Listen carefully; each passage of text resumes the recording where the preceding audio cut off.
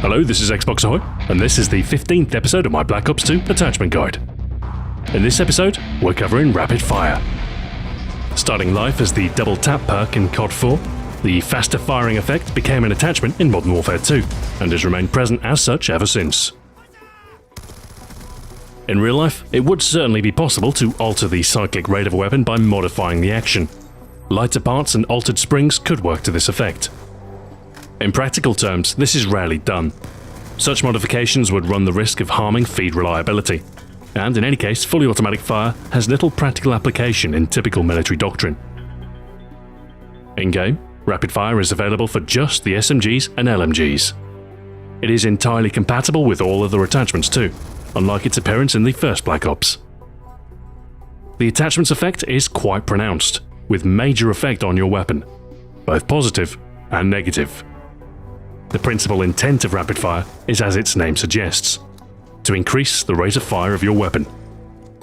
It does this by quite a large degree, a 51% increase for SMGs and 33% for LMGs.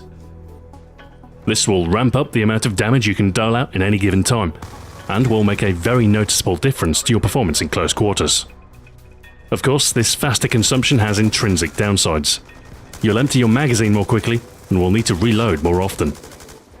A faster fire rate will make the weapon's recoil more difficult to control, and in addition to this, there is a 15% center speed penalty when using rapid fire too.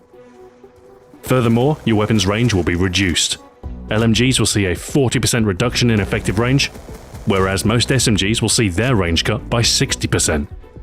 The Chicom CQB and Scorpion Evo are hit hardest, however, with 75% of your range lost in exchange for the faster rate of fire. As if this wasn't enough, your hip spread will worsen too.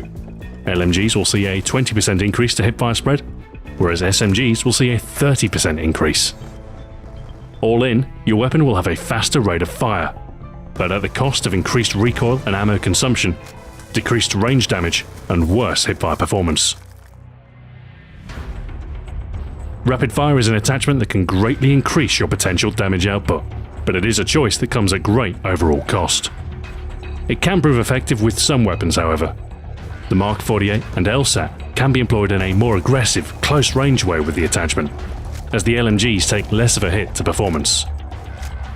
The Vector K10 and MP7 prove quite usable too. Their lower damage differential means the range loss is less of a factor than with the higher damage options. Nevertheless, rapid fire will harm ranged performance across the board, so if you value your ability to effectively tackle opponents at a distance, it might be best to avoid this attachment. The loss in ranged ability is most visible in the high damage SMGs, the PDW and MSMC, and as such it is wise to preserve your ability at the periphery of your effective range.